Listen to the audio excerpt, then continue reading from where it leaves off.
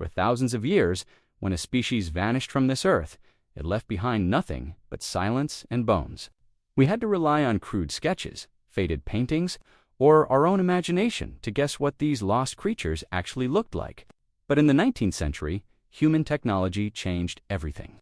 The invention of the camera gave us the power to freeze time. For the first time in history, we could look into the eyes of a creature that no longer exists.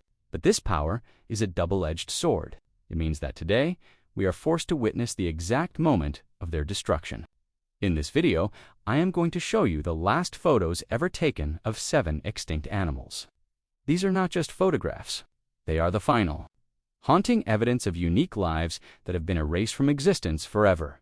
The Pyrenean Ibex. The photo you see on screen right now captures a creature that looks like it belongs in a fantasy novel. This is the Pyrenean Ibex, locally known as the Bucardo. For millennia, this magnificent mountain goat ruled the jagged cliffs and frozen peaks that divide France from Spain.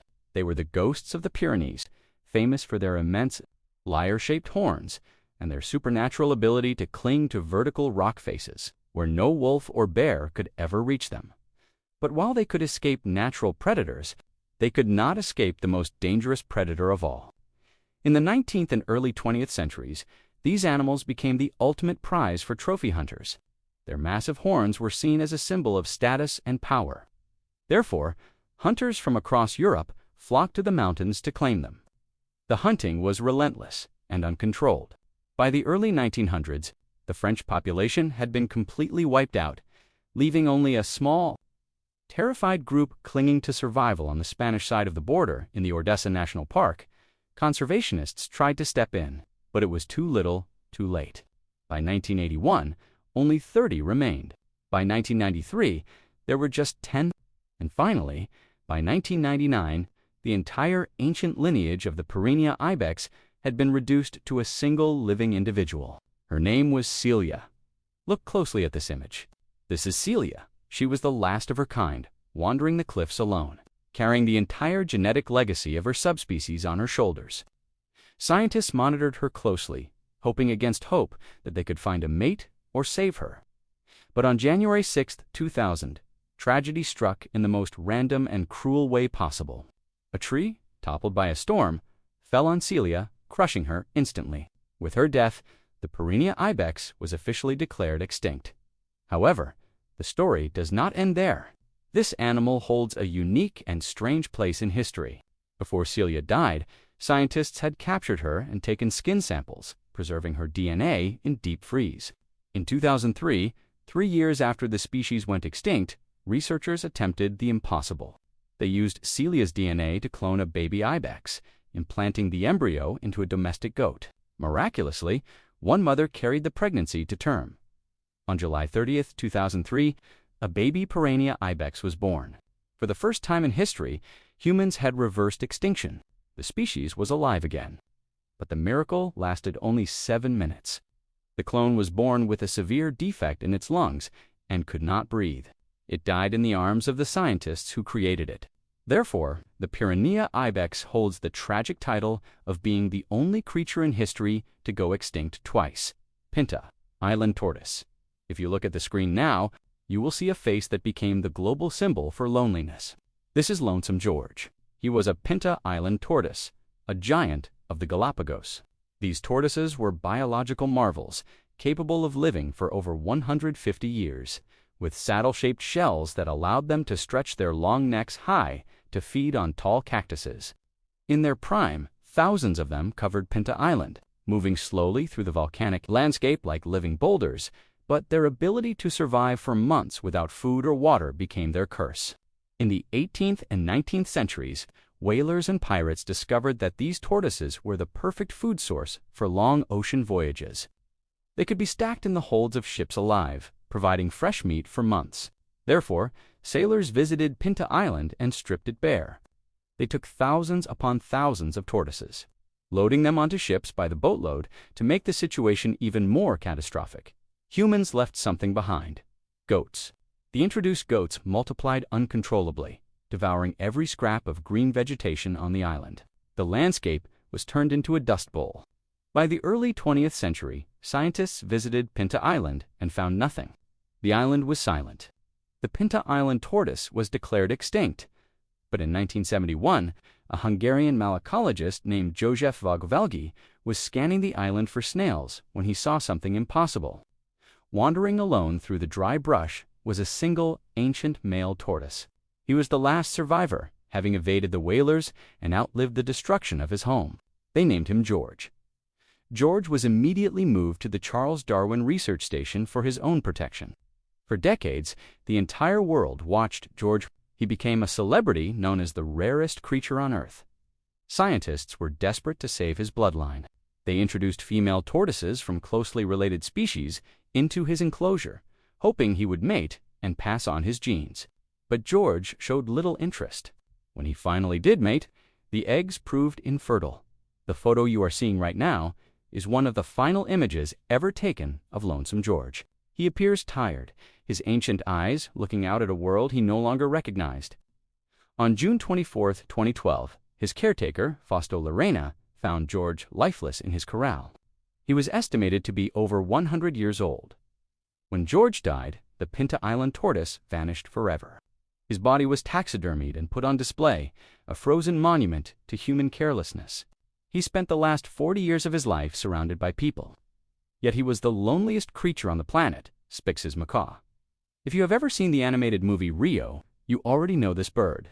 In the film, a charming blue parrot travels thousands of miles to save his species.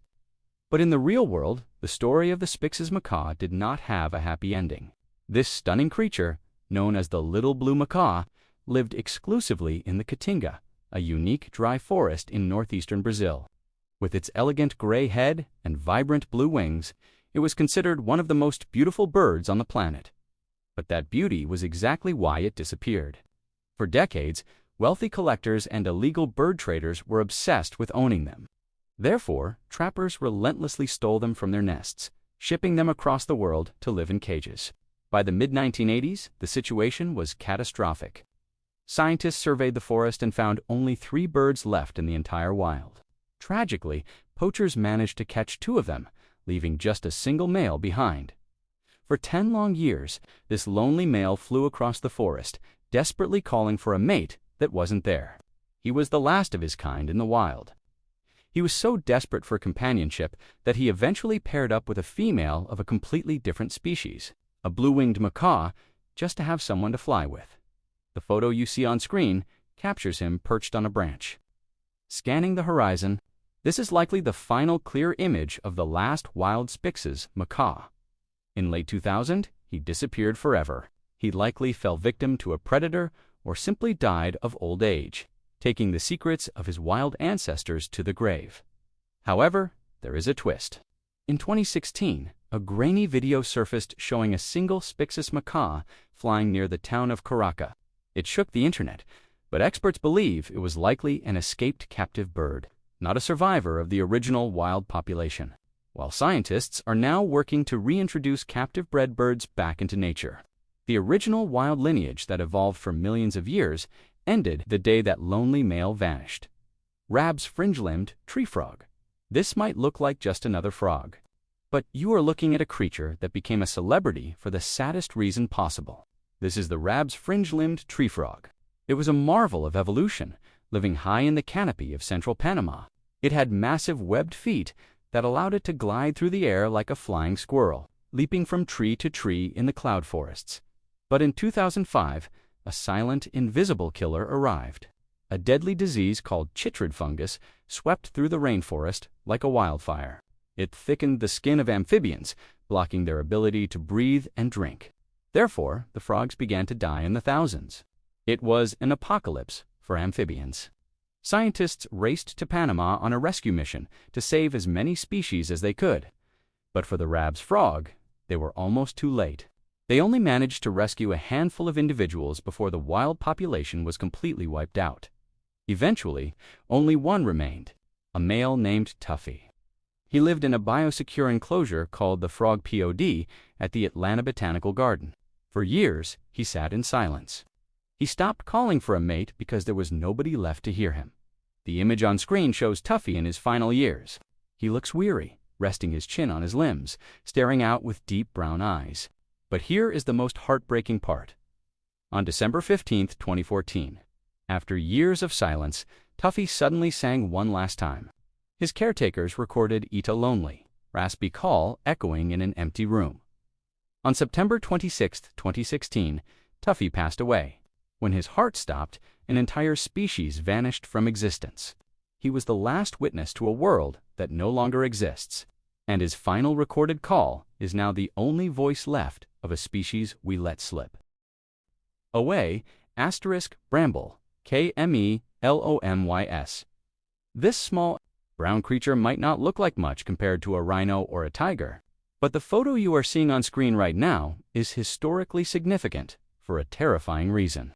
This is the bramble K. melomes, a mosaic-tailed rat that lived in only one place on Earth, a tiny coral island called Bramble Cay, located at the very tip of the Great Barrier Reef.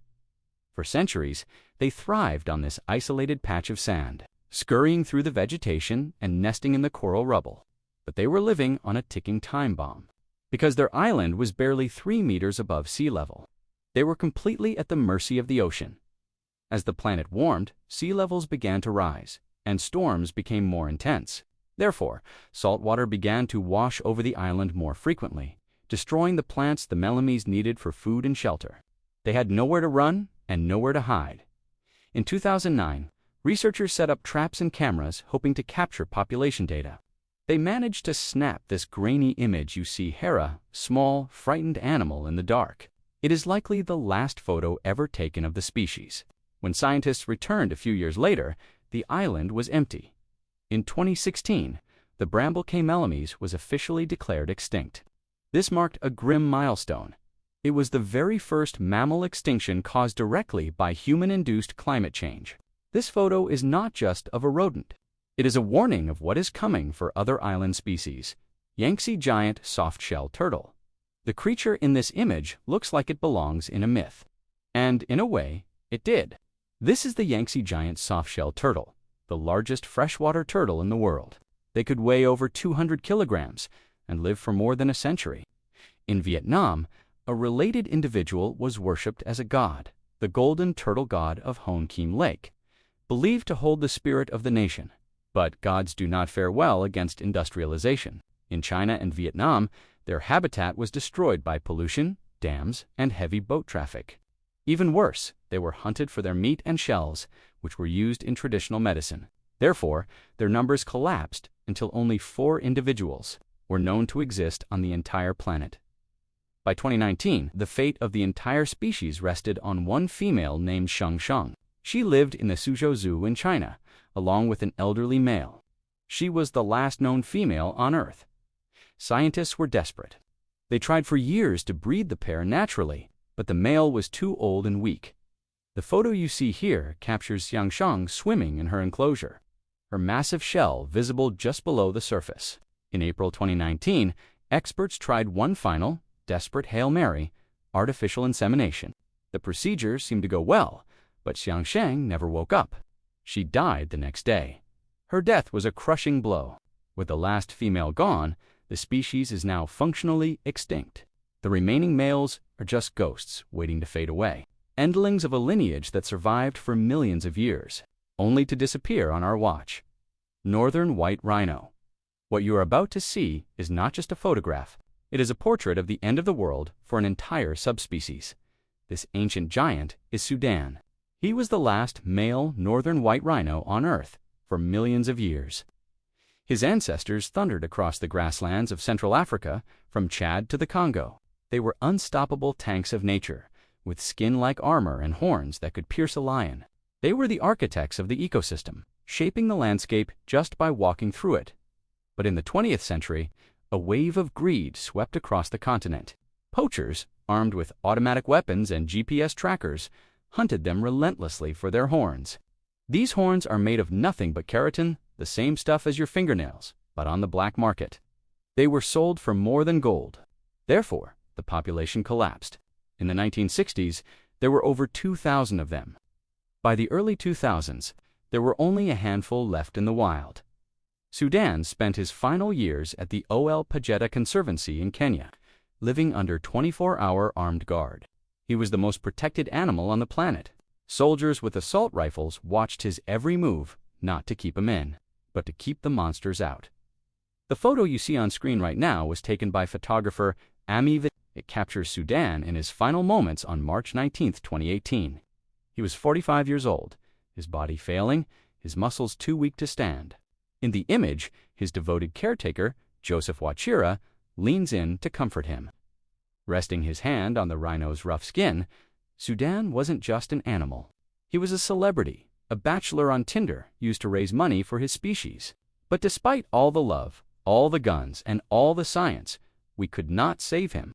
When Sudan closed his eyes for the last time, the hope for a natural recovery of the northern white rhino died with him. But the story gets even sadder.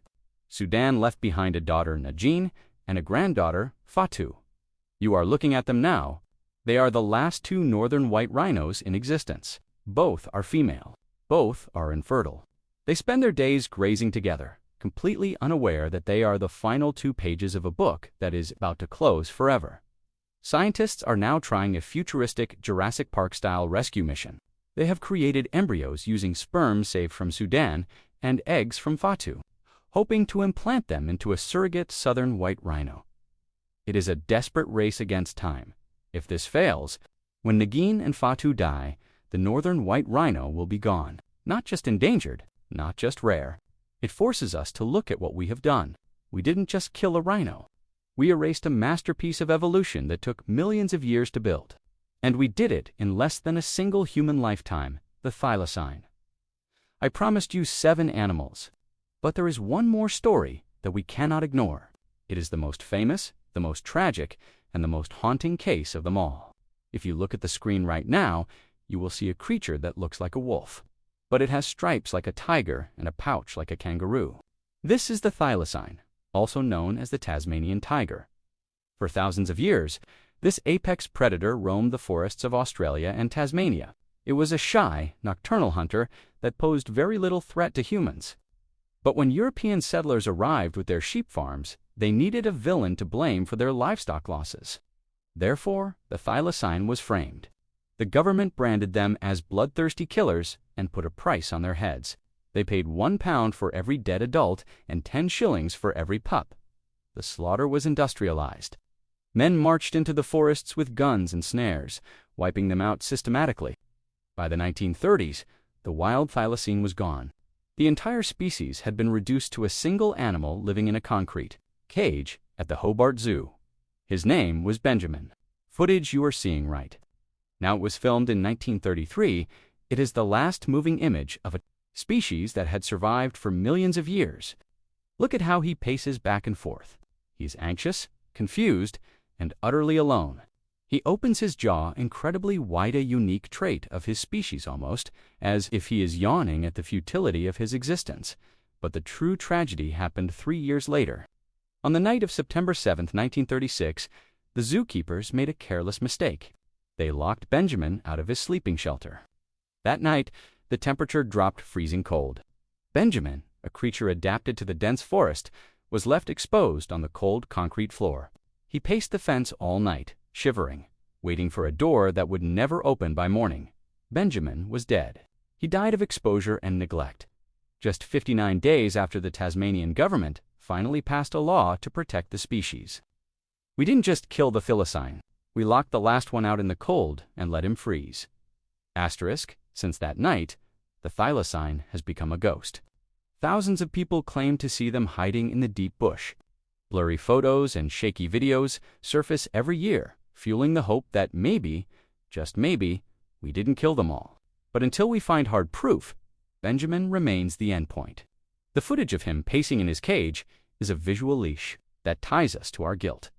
We have now looked into the eyes of the Pyrenean Ibex, the Pinta Island tortoise, the Spix's macaw, the Rab's frog, the Bramble K. melames, the Yangtze turtle, the northern white rhino, and the thylacine. These photos are difficult to look at. They are uncomfortable, but that is exactly why they matter. Before the camera was invented, extinction was an abstract concept. It was just bones in the ground. But today, because of these images, extinction has a face. We can see the fear in their eyes. We can see the loneliness of the last survivor. These animals did not die because of asteroids or ice ages. They died because of choices. Choices to cut down a forest, to hunt for a trophy, or to simply look the other way. But there is a silver lining. The fact that you are watching this video right now means that you care. Awareness is the first step to prevention. There are thousands of species on the brink right now. The vaquita porpoise, the Javan rhino, the Amur leopard, they are still here. Their photos do not have to be the last ones. If this series moved you, please do me a favor. Do not just scroll to the next video. Take a second to hit the like button and share this story. The more people who see the faces of what we lost, the harder they will fight for what we still have. And tell me in the comments below, which of these last photos haunts you the most? Was it the loneliness of Lonesome George or the final pacing of Benjamin? I read every single comment. For support. Subscribe to my channel. Thank you for watching and for remembering them.